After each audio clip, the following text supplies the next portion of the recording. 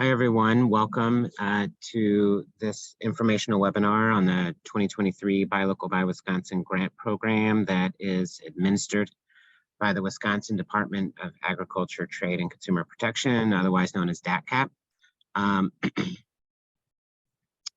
Just a few housekeeping things before we get started. You all have joined muted, and I ask that you keep yourself muted until the end of the presentations, and then we will open up time for your questions. And if you have a question that you want to ask before the end, feel free to type that into the chat box. We'll be monitoring that, and then after Ryan and our two guest speakers finish talking, we can read those questions out loud so that they're captured in this recording. Or if you want, we can invite you to unmute yourself, and then you can kind of talk at that point too. So feel free to type in your questions at any point in time or save those for later. The Buy Local Buy Wisconsin grant program is a program that was started in 2008. To date, there has been 102 awards and over $2.8 million awarded to projects around the state. Today, we'll be hearing from Ryan Dunn. He is the DATCAP Grants Administrator. He's going to give you an overview of the RFP and kind of help provide some information about when and how to apply and what we're looking for in a good proposal, a strong proposal. After Ryan presents, we will hand the mic over to two past applicants. Bree will be speaking about her experience. Bree and Eric run B&E's Trees, which is a 185-acre maple syrup production farm in Southwest Wisconsin. They tap 4,000 trees approximately, and then they have two main products. They age their maple syrup in bourbon oak barrels, and then they also create single-serve maple syrup packs that are kind of like energy supplements or flavor enhancers. After Bree talks, then Tara is going to be talking about her grant experience on how to put together a strong proposal. Tara is the general manager at the Wisconsin Food Hub Cooperative. This food hub works with over 200 Wisconsin farms buying their produce, and then sells in total over $2.5 million in local produce sales, plus an additional $2 million in other freight, which could include items such as dairy products, frozen food products, food boxes, etc. And that's located in Wapaka. So right now, thank you for joining, and I'm going to hand it over to Ryan. All right, thank you, Andrew. I will get my screen set up here, and just let me know if there are any things that come up.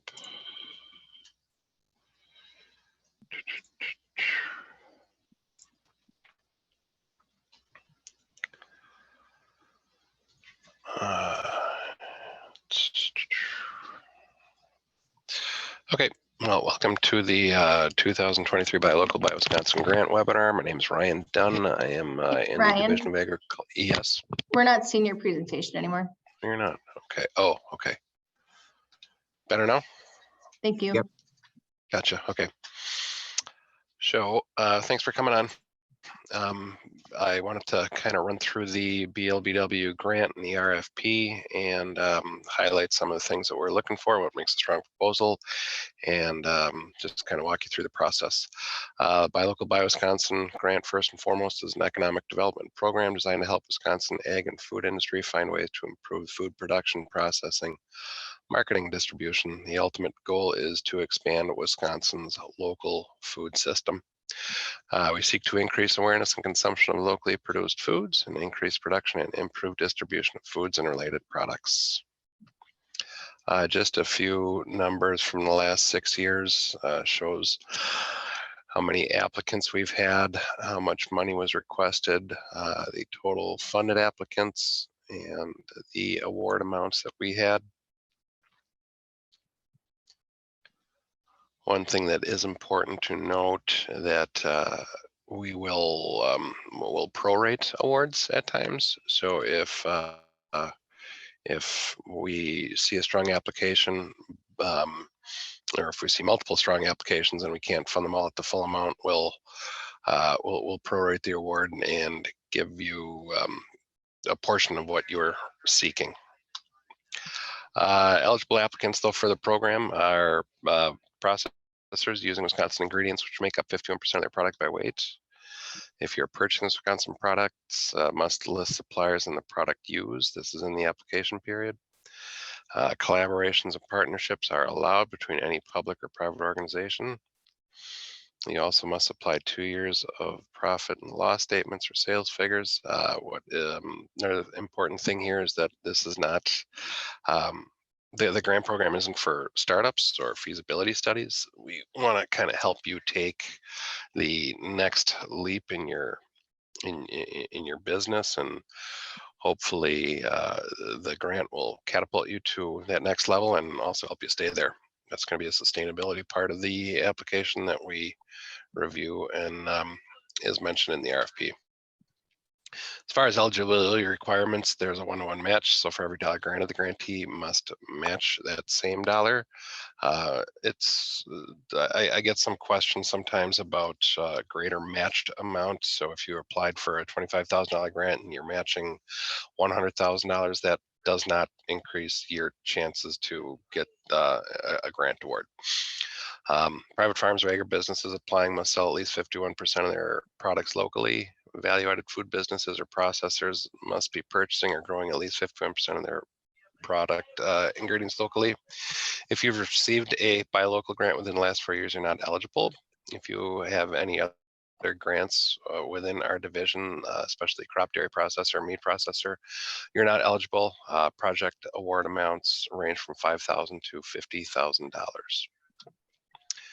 In terms of eligible expenses, salaries and wages or fringe benefits, real estate and equipment rental or leasing, consultants and subcontractors, mileage, public information such as brochures, banners, yard signs, supplies, labels, printers, coolers. There's a lot that can go into that category.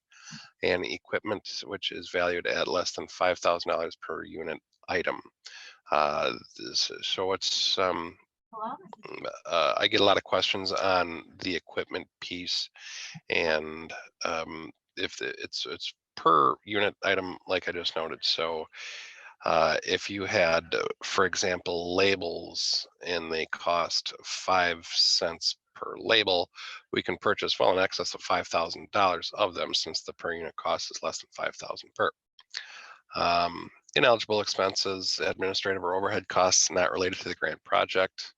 Capital expenses or build outs or expansions. This includes real estate, consultant fees for construction, plane travel, lodging, or per diem. Promotional items like t-shirts, pens, mugs for giveaways, staff attire sale, loan mortgage or repayment, rent time period beyond life of contract. So we can pay for subscriptions or whatnot, but we won't pay for anything beyond the grant contract itself. Raw products or ingredients. This is cost doing business, and equipment which costs $5,000 or more. In terms of strong proposals, you got a cover page in your budget. Templates are provided in the application. Use those. If you go outside of the application template, then you risk it not being reviewed in its entirety. This is because of the narrative. There's a 4-page maximum. You can list your project goals and objectives. You want to list list your anticipated projects and results, financial capability, sustained business growth, and support commitment, how the project is supported by local producers and buyers. It's important to note, again, that it's 4 pages maximum, so you don't want to spend a whole lot of time talking about the history of your business. It can aid in helping to say why the proposed project is important, but you want to scale some of that back. Helpful hints when applying: have a UW Ag Extension agent, an educator, an industry expert, or producer read your application. Use an outline to help you organize your thoughts. Use the scoring criteria which is listed in the RFA. Focus on project tasks and results, not your personal philosophy and/or opinions. And remember, the goal for all projects must be to increase local food sales in the state. Once you've received a grant, you'll be notified by our department. You need to let us know that you're accepting the award. Contract is sent through DocuSign. You sign it and return to DATCAP for signature. Once the contract is fully executed, projects can officially begin. Payments are reimbursement based. This is also important to note. I get a few questions every year about when they can expect their grant money, but the money is reimbursed after you prove that the expenses have been made. Must be at least 2 requests per year. We do not allow just one big request at the end of the grant period.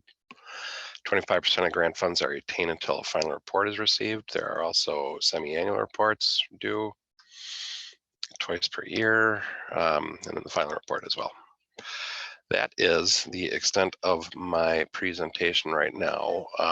We can open it up for questions now or after our presenters share.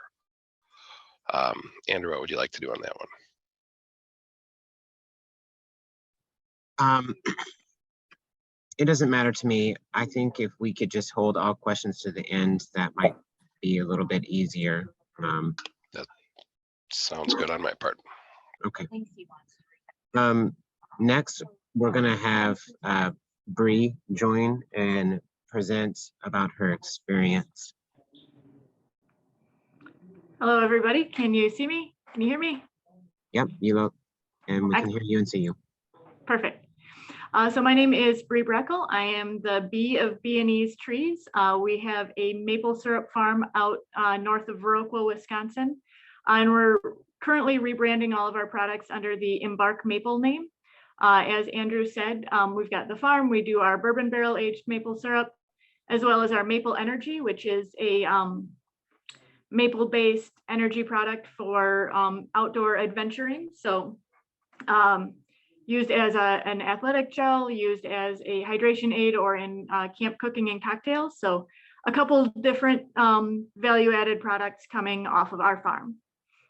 We've actually received 2 BLBWs, one initially in 2015 when we were just getting starting barrel aging our first barrels of the bourbon barrel aged maple syrup, and helping us, we'd had the farm for a few years, but helping us expand into new market spaces and expand the spaces and places where maple syrup was being used.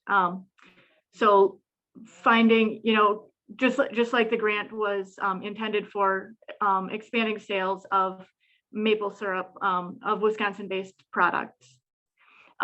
In 2021, we started our barrel age, or our Maple Energy line. So we've been working on that for a couple of years, and we're about to bring it to market. And again, had an opportunity to for the BLBW to help us make that new part of our existing business successful. With grant writing, something that I would highly recommend in as you're creating your application is to really look at and understand the goals of the grant. And sometimes those goals are going to be ones that are aligned with your goals as a business. Some grants are, not all grants are for everyone.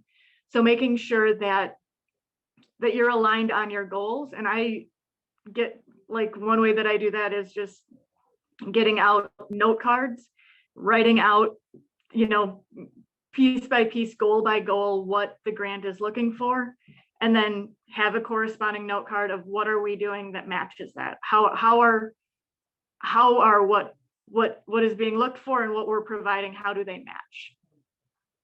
And then in the grant writing itself, just being very, very clear. You know, you don't want your grant reviewers to have to fight through to figure out how your goals are aligning with theirs. Just being very clear, using some of the same language, so that they can see how what you're doing aligns with what their goals are.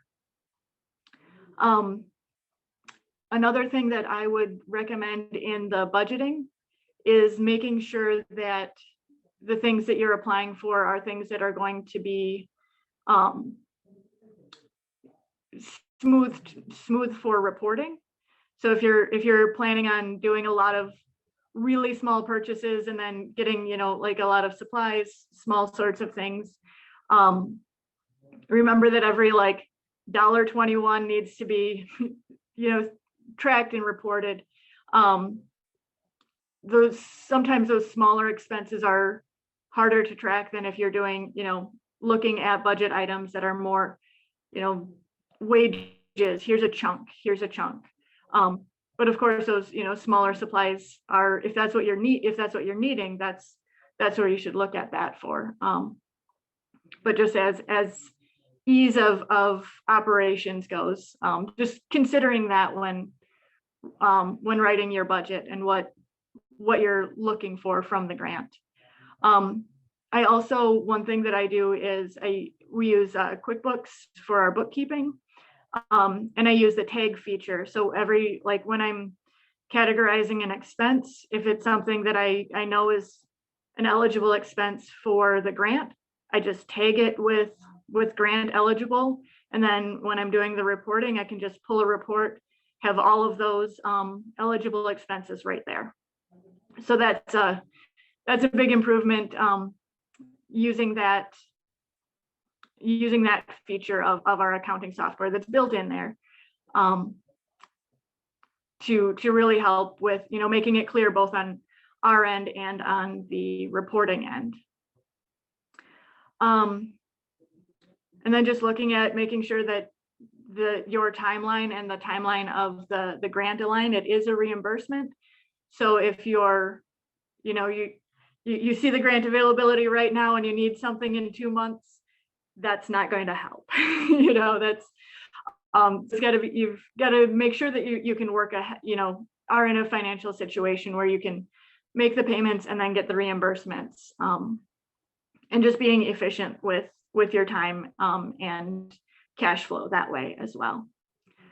The Buy Local by Wisconsin is a great grant. It's been really helpful for us both, you know, as we brought both of our new products into market. It was something that was really, really helpful for us, to just make that happen, make those introductions successful, getting us into new spaces, new stores, being able to, you know, make some of the materials, have some of our staffing, because when you're introducing a new product, you don't always have you don't have the cash flow that's coming from the project until after the projects become successful. So those are the spaces that we've really found really been helped by the BLBW grant. And that's kind of a little overview of what, you know, where we're coming from, how we found success with the grant. It's getting to be maple syrup season here already, so we're the rest of the team's out in the woods, and we'll be you know, making more tasty, delicious maple products very shortly here. So thank you. Thank you, Bree. That was a great overview. Next, we'll have Tara give a similar overview of her experience and advice on how to create and craft a strong proposal. Thanks. I'm going to actually share screen here really quick. There we go. All right, so I've actually been involved in 2 BLBW grants. One was as the general manager of Wisconsin Food Hub Cooperative. Again, just to give a little bit of history of what we do, we are a farmer-owned food hub along with the Wisconsin Farmers Union. And we basically take our farmers' product, aggregate it, sell it, insure it, ship it, make sure it has proper food safety around it, and get it to market. So we're very busy. We have very tight margins, and so we're constantly looking for ways to increase efficiency. The food hub started 11 years ago, and we started our transport company 5 years ago. So the BLBW was one of the grants that we used to really help us work on a model that would provide more efficient transport. And essentially, the objective of the project was to develop a workable model for cost-efficient aggregation and transportation for local and regional food markets for Wisconsin produce. And ultimately, what this does for our members is the lower we can get the transport costs down, the more return they get for their product. We also use this grant to partner with some additional partners. So one of those was Fifth Season, and to see how we could learn from the experiences that Fifth Season was having and possibly work with them. I'll talk a little bit more about this in a second. And then our family farm, Turner's Fresh Market, also has a BLBW grant. We're on our 2nd year of this grant. And this project was to help us bring more produce and value added product from local supply versus bringing it from the southern states. So we were using this grant specifically to replace out of state products and bring more local products into our farm market stand.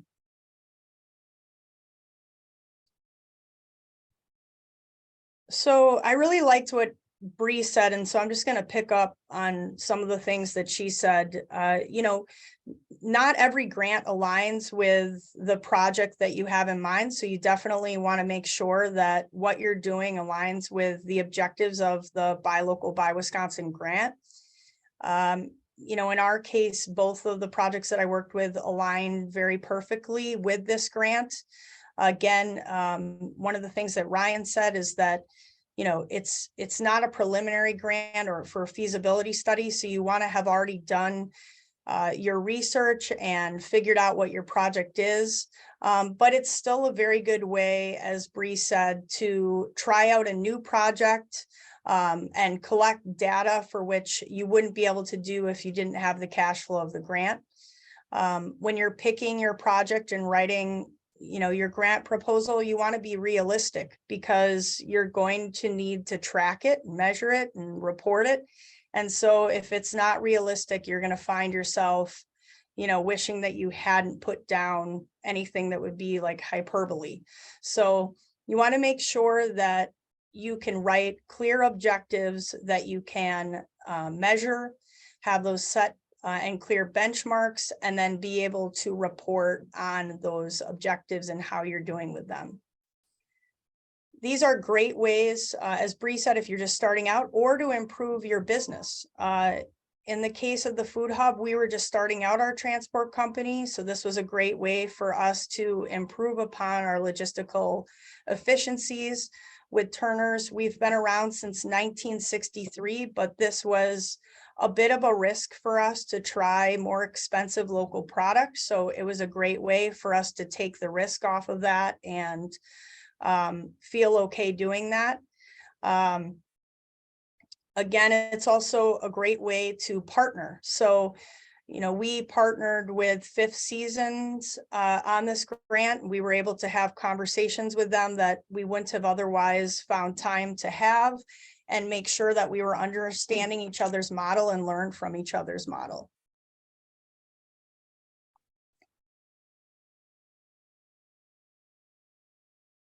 Again, in order to get grant reimbursement, as Ryan was saying, you have matching funds. So I liked a lot what Bree said, because you want to have things that you can easily track. We use staff time in both of these grants. That's a very easy thing to track with payroll. Partnership time, again, could be included for the grant reimbursement. Supplies, but again, you know, you need to make sure that you're keeping those receipts and tracking those expenses. So all in all, though, I've felt that the grant process was, you know, very straightforward. The staff's very easy to work with and ask questions of, and our reimbursement process has been fairly straightforward as well.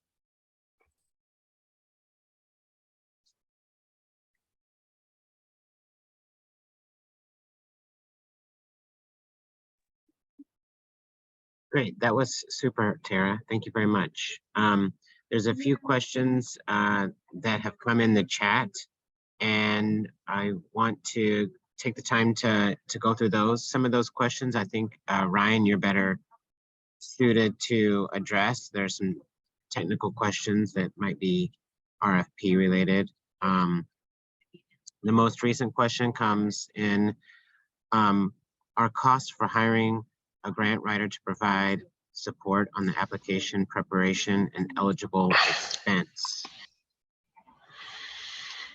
I would say no, because that's going to be an expense that is incurred prior to the full execution of the contract. And not just the expense itself, but the work of the grant writing will take place before the project period. Right. Yeah, the work. So that's something. Yeah, it's something to note that projects can begin, and you can begin incurring expenses after the contract is fully executed. So it goes out to the grantee for signature, and it comes back to DADCAP for a quick look through with our legal team, and then it's signed by our secretary's office. And that is when projects can begin, aka expenses can start to begin incurring. Another question, would alcoholic beverages or products be eligible, such as beer, wine, etc.?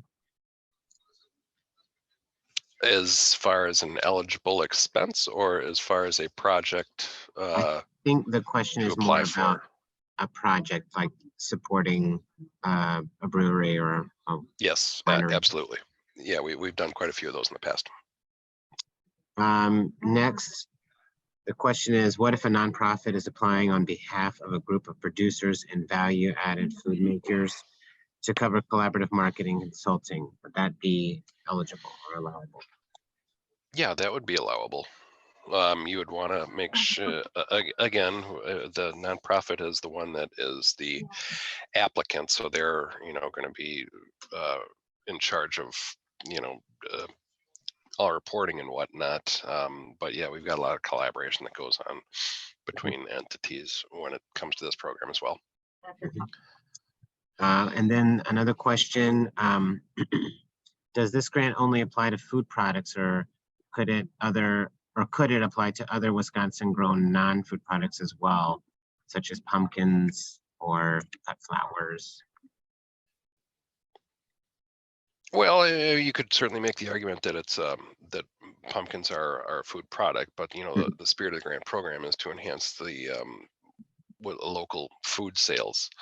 For that one in particular, I would redirect you to our specialty crop block grant, because that's gonna cover pumpkins and flowers. If you want more information on that, just let me know, or myself or Andrew. We can give you some info on that. Some other questions have come in. Please elaborate on the matching component. Is it only for products sold, or can labor also be matched? I can follow up with that if you want. Sure, go ahead, Andrew. Labor can constitute as match. And if I'm not mistaken, this grant requires a 50% match. Is that correct, Ryan? 1-to-1. Yeah. 1-to-1 match. So yeah. You'll need to provide match equal to what you request, and that could be, as the two guest presenters talked about, that could be in staff time. So that would be labor. Yeah, and it's important to know that it's not necessarily something that if you're requesting X amount of dollars in staff time, you don't have to match that in staff time as well. The matching funds can come from any of the other budget categories. It doesn't have to be 20,000 staff time and 20,000 as a match. It can be whatever it comes to. You need to just make sure it's a one-to-one.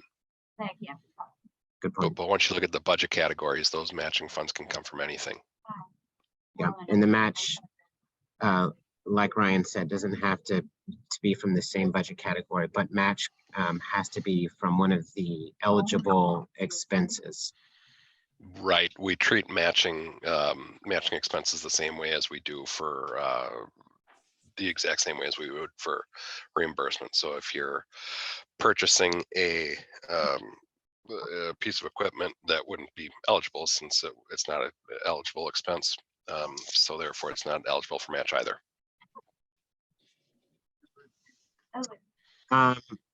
It seems like maybe a follow-up question about, or what if the collaborative entity has a presence across state lines? Do 51% of producers need to be based in Wisconsin, or can the project focus on the Wisconsin-based producers' products only? I would ebb more towards the latter on that one. Okay.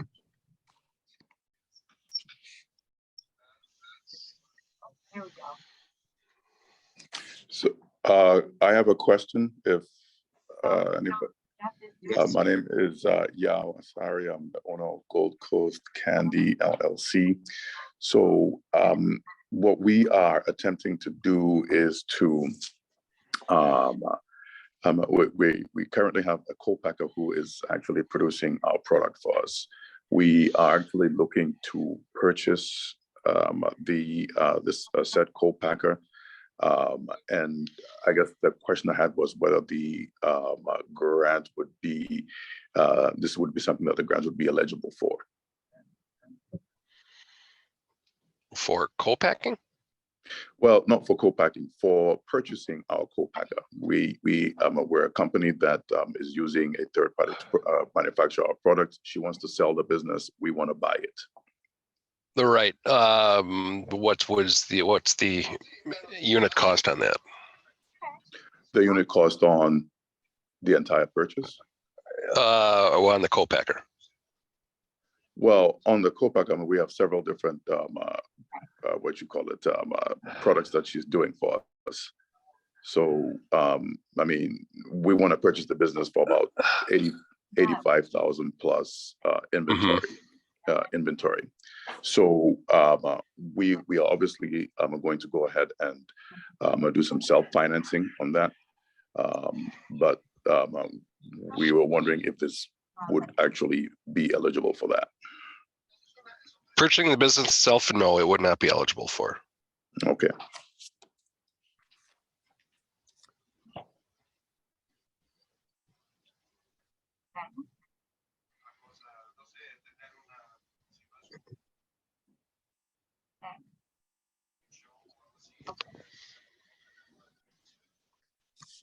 Thank you.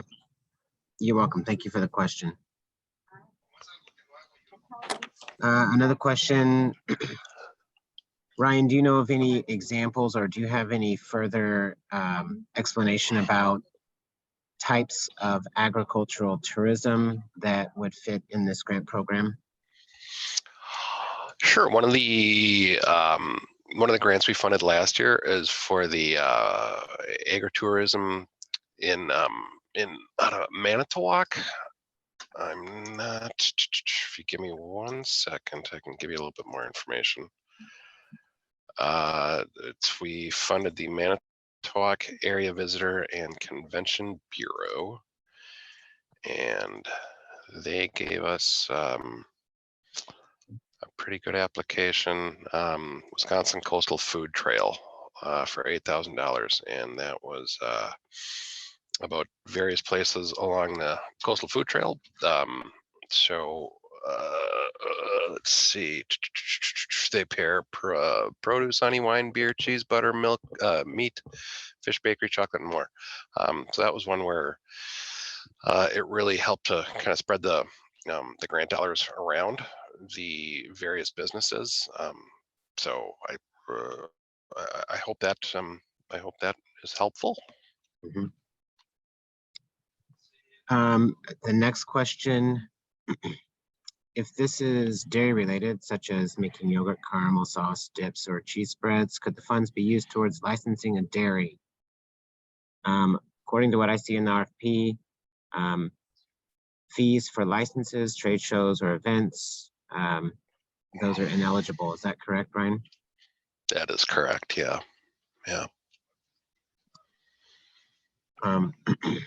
Someone asked about information for the specialty crop block grant. I provided that link in the chat box. Okay, right on. Good. Another question comes in about a greenhouse structure. If under $5,000, would that be eligible? If just the entire unit itself is under 5,000, that's acceptable. But if it's something, if it's various pieces that make up a greenhouse structure, that would be considered a capital expense, which would be ineligible. Thank you. I don't know how permanent those things can be, but if it's something that is temporary, that could be, and if it's under 5,000, again, and that's the only expense that's related to it, that would be okay. However, that you're getting into the capital expense territory. So Yep. you got to be careful on that. Correct. Another question has come in regarding financials.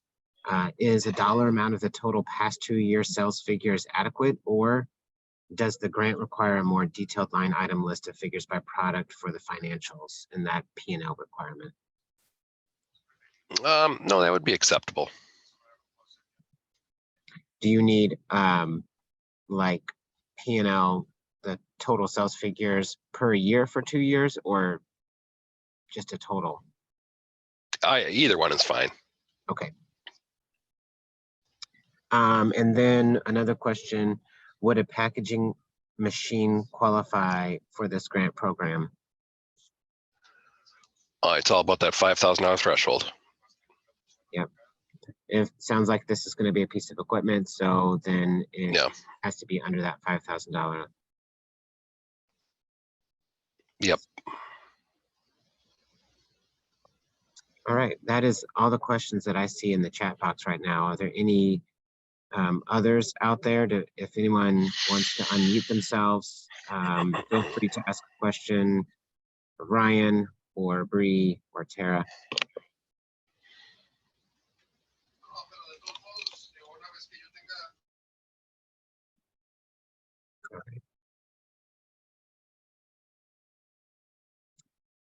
If not, then I want to thank everyone for joining today. I posted a link to the Buy Local Buy Wisconsin website. That page there has the RFP, which is the document that you need to read at least 3 times. And if you have any questions about this grant program, feel free to reach out to Ryan or myself, and we would be happy to answer any further questions about your idea or this grant program.